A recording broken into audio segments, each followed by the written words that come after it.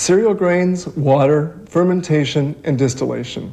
These elements and processes transform into alcoholic beverages of distinction and tradition called spirits or liquor.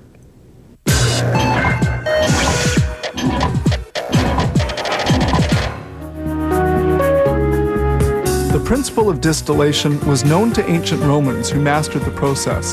However, we still don't know the precise ingredients they were using. In the Middle Ages, stills produced the first alcohols from wine. The 7th century saw people making ethyl alcohol, and by the 15th century, the process was further refined, leading to the production of today's brandy, bourbon, cognac, and whiskey.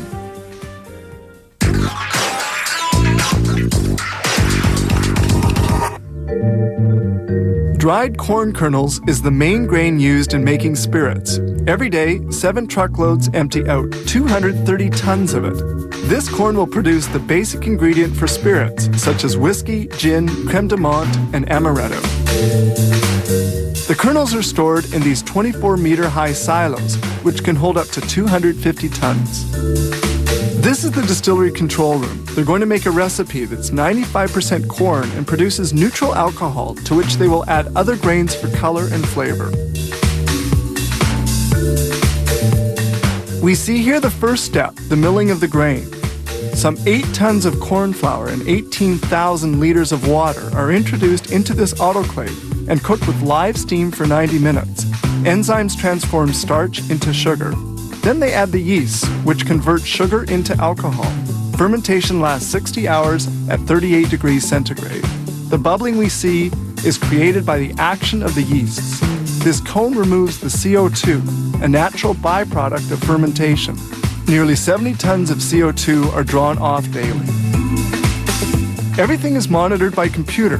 Some 24 hours have now passed since the start of fermentation.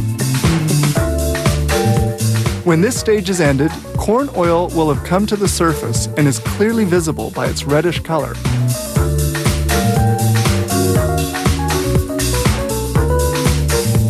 The fermented mash has a 13% alcohol content. They now move on to the next step, distillation, which condenses the vapors of the mix. It's in this 3-column distillation system at a temperature of 85.5 degrees that the mash ferments and is distilled by live steam to separate the alcohol. All the distillation columns are continually monitored. During distillation, they dry the grains used in the recipe in this rotating drum. The resulting product is called draff, and it will be used to make animal feed. Distillation is now ended. To aromatize certain gins, they add dried lemon skins, some cinnamon, or coriander. Rum and whiskey will be aged in these 350,000 oak barrels. While aging, these spirits will lose about 3% of their alcohol content annually through evaporation. Also, the color gradually darkens. They're now ready to draw out the liquid from the barrels and put it into bottles, but first they have to verify the quality of the spirits. They compare the standard product with the new production. This test is highly important in order to assure the quality of the final product.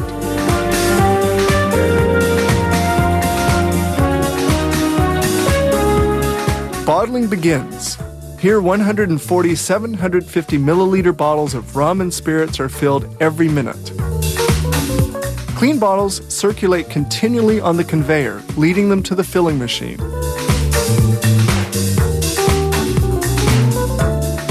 Bottles are then filled automatically by this machine. It allows an exact quantity to flow into each bottle.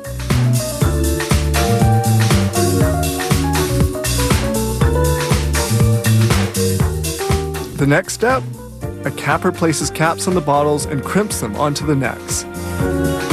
Then the sealed and labeled bottles head for the packaging department.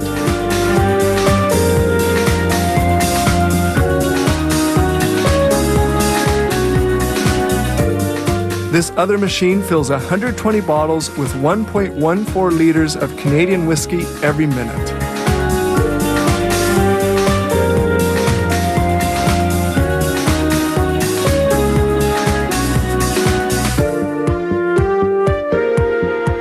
In this distillery, some 20 different spirits are produced. With 34,000 tons of corn kernels, they produce 44,750,000 liter bottles of spirits annually.